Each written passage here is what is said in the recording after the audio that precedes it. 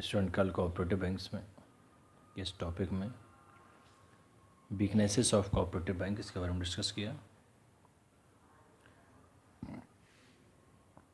आज हम इसके एडवांटेजेस के बारे में डिस्कस करेंगे। Various advantages of cooperative credit institutions. देखिए, various advantages of cooperative credit institutions are given below. First, alternative credit source. The main objective of cooperative credit movement is to provide an effective alternative to the traditional effective credit system of the place. Money lender.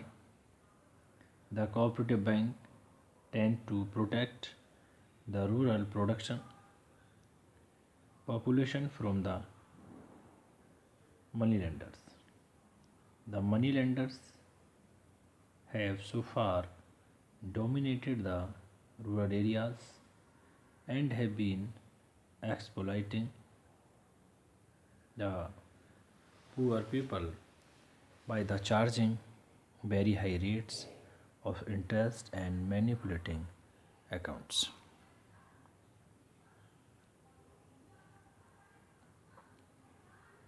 देखिए, main advantage ये है, जो ग्रामीण क्षेत्र में साहूकार हुआ करते थे, मनी लेंडर्स, उनसे कोऑपरेटिव बैंक ने बचाया, जो हाई इंटरेस्ट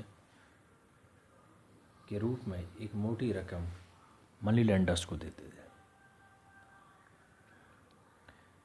नंबर 2 एडवांटेज है चीप रूरल क्रेडिट। ग्रामीण क्षेत्र में कोऑपरेटिव बैंक द्वारा कम इंटरेस्ट पर यानी सस्ते ब्याज पर लोन प्रोवाइड करना, फाइनेंशियल असिस्टेंस देना according to requirement of person directly. Cooperative credit system has cheapened the rural credit both directly as well as indirectly. Directly because the cooperative societies charge comparatively low interest rate. देखिए, cheap rural credit 2 types का था, directly और indirectly. Directly में cooperative societies कम interest rate charge करती थी, यानी low interest rate, सस्ते रेट पर फाइनेंशियल असिस्टेंस देना। और indirectly because the presence of cooperative societies as an alternative agency has broken money lender monopoly, thereby enforcing him to reduce the rate of interest.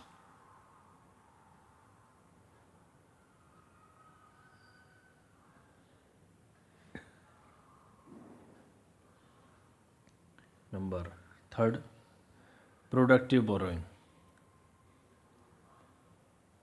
It means an important benefit of cooperative credit system is to bring a change in the nature of loans. Previously, the cultivators used to borrow for consumption and other unproductive purposes, but now they most borrow for productive purposes. Cooperative societies discourage unproductive borrowing. Cooperative banks में जो किसानों के productivity को बढ़ाने के लिए, जो productive activities थी उनको बढ़ाने के लिए लोन देना,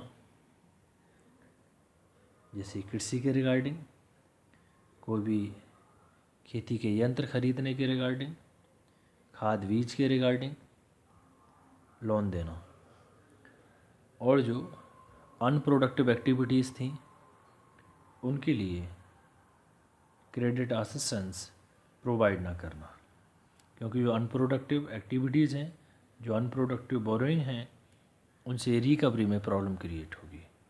लेकिन जो प्रोडक्टिव एक्टिविटीज़ हैं वहाँ से रिकवरी की उम्मीद रहती है।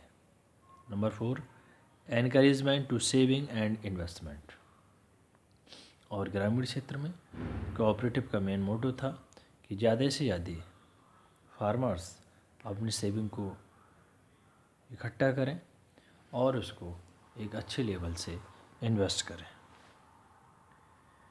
Cooperative credit movement has encouraged saving and investment by developing the habits of thrift among the agriculturalists.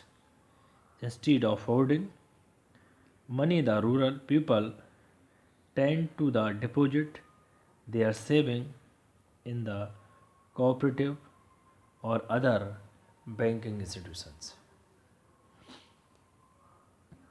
यानी कोऑपरेटिव क्रेडिट मूवमेंट एनकरेज करना for saving and investment by जो किसान हैं, जो कृषक हैं, उनको ज़्यादा से ज़्यादा बचत के लिए इनकरेज करना और इन्वेस्टमेंट के लिए, जिससे वो ज़्यादा से ज़्यादा अपनी बचत को जमा कर सकें कोऑपरेटिव में और अदर जो बैंकिंग इंस्टीट्यूशंस हैं, जो कॉमर्शियल बैंक है, उनमें। इससे क्या होगा, गांव में जो रहने वाले किसान हैं उनके अपना लिविंग स्टैंडर्ड, जीवन यापन की सुख सुविधाओं को पूरा कर सकें।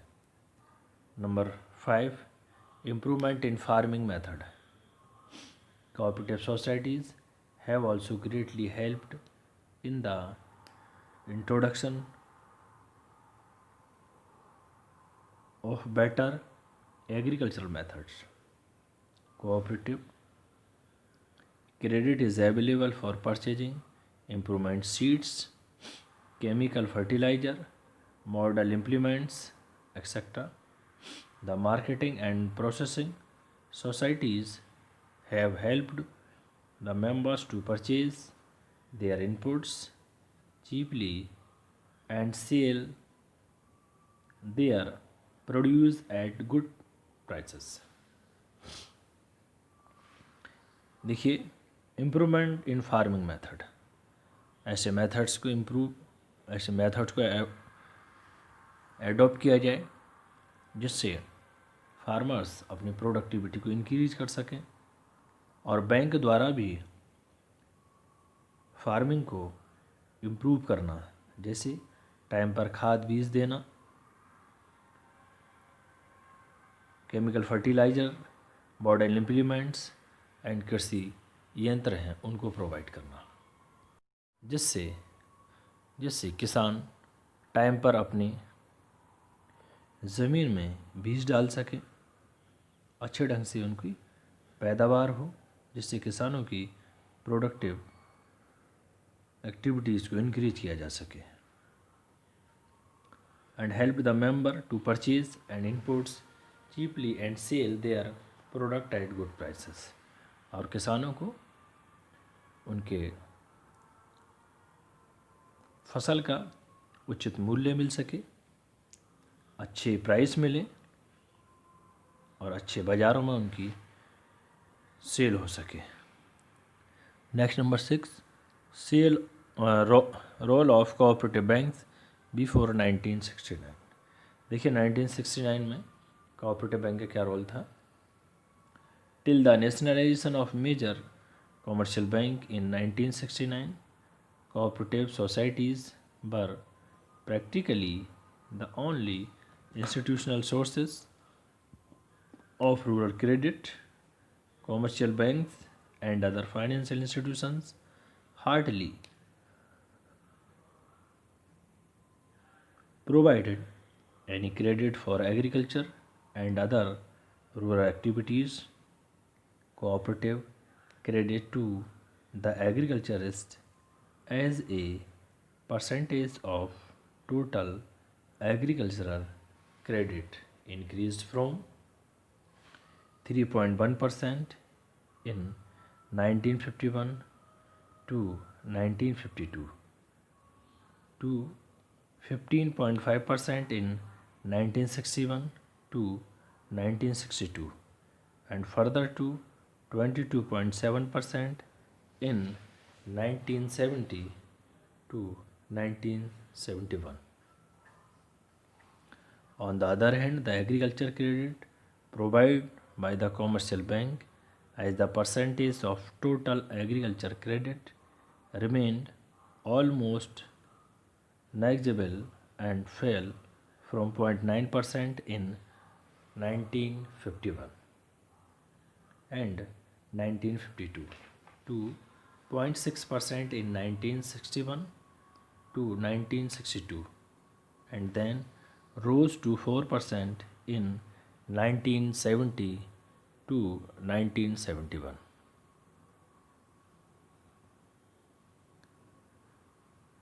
Number 7. Role of cooperative bank after 1969. पहले था बिफोर, अब आफ्टर 1969 के बाद क्या रोल रहा कोऑपरेटिव बैंक का। देखिए, after the nationalisation of cooperative banks 1969, the government has adopted a multi-agency approach. Under this approach, both cooperative banks and commercial bank, including regional rural banks, are being developed to finance the rural sector. But this new approach also recognized the prime role to be played by the cooperative credit institutions in the financing rural areas because of the some reason, such as cooperative credit societies are best suited to the socio-economic condition of the Indian village. A vast network of cooperative credit societies has been built over the year throughout the length and breadth of the country, and cooperative institutions have developed intimate knowledge of the local condition and problems of rural areas. Student, आज इसके 7 point discuss किए और कल हम इसके जो बचे हुए पॉइंट हैं यानी 8 और 9 इससे आगे डिस्कस करेंगे, क्योंकि इनको डिस्कस करने में काफ़ी लेंदी लेक्चर हो जाएगा। तो कल हम इससे आगे डिस्कस करेंगे। Thank you student.